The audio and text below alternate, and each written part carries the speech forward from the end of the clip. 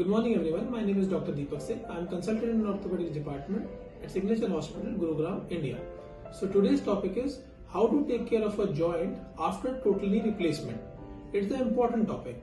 So I'll start from a very basic question जो सबसे ज्यादा लोगों के मन में होता है कि पेन, क्या डॉक्टर साहब मुझे पेन होगा सर्जरी के बाद. So we'll thanks our anaesthesia team. We have recent advances in anaesthesia जिसके कारण हम पेशेंट को एब्सोल्यूट पेन फ्री रख सकते हैं फॉर नेक्स्ट 5 डेज, जो जिस वक्त सबसे ज्यादा पेन होने के चांसेस होते हैं. सो जैसे हमारा पेन पेशेंट का कर्व होता है तो इमीडिएटली ऑपरेशन के बाद ही हम पेशेंट को इन बेड एक्सरसाइजेस स्टार्ट करा देते हैं और उनको बेड टर्निंग भी अलाउ करते हैं. पेशेंट की सर्जरी के दूसरे दिन ही हम पेशेंट को खड़ा कराते हैं. With the help of walker हम उन्हें चलाने के लिए एनकरेज करते हैं. हम उनसे कुछ फिजियोथेरेपी स्टार्ट करवाते हैं और we also make them sit and use laboratories. Bathroom तक ले जाना उनको एनकरेज करते हैं वो यूज करें. तीसरे चौथे दिन तक पेशेंट का कॉन्फिडेंस इतना बढ़ जाता है कि वो कॉरिडोर में वॉक कर लेता है, फ्यू स्टेप्स कर लेता है, बाथरूम यूज कर सकते हैं.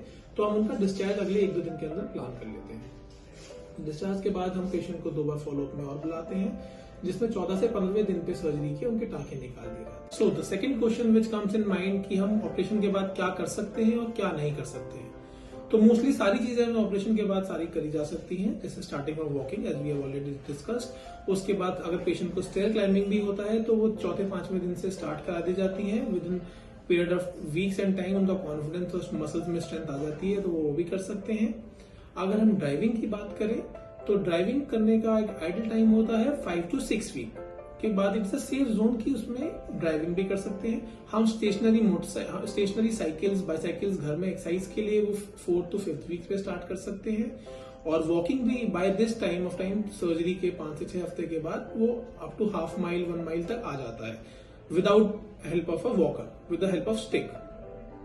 सो अब हम बोलते हैं क्या हम स्पोर्ट्स इसमें खेल सकते हैं या नहीं खेल सकते. या sports we can do some light sports we can do like golf खेल सकते हैं, डबल्स टेनिस खेल सकते हैं, हम स्विमिंग कर सकते हैं. Swimming is an excellent sport.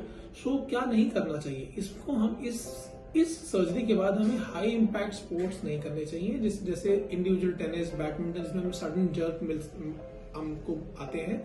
दूसरा हमें जंपिंग, जॉटलिंग, जॉगिंग, ब्रिस्क रनिंग ये सब चीजें इसमें अवॉइड करनी चाहिए.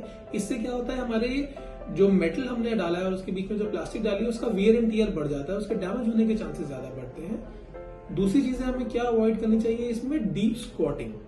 डीप स्क्वाट का मतलब ये होता है कि हम जैसे चौकड़ी मार के बैठने की जो हमारी आदत है वो हमें कम नहीं करना चाहिए. इससे हमारा जॉइंट घिसता है. यूजुअली लोग इंसिस्ट करते हैं कि हमें Indian style of washroom use करना है तो वो हमें अवॉइड करना चाहिए. हमें वेस्टर्न स्टाइल यूज करना चाहिए सर्जरी के बाद. तीसरी चीज ये है कि हमें क्रॉस लेग जैसे आलती पालती मार के बैठना बोलते हैं वो नहीं करना चाहिए. इससे भी हमारा जो प्लास्टिक है मेटल के बीच में वो भी घिसने के चांस बढ़ते हैं.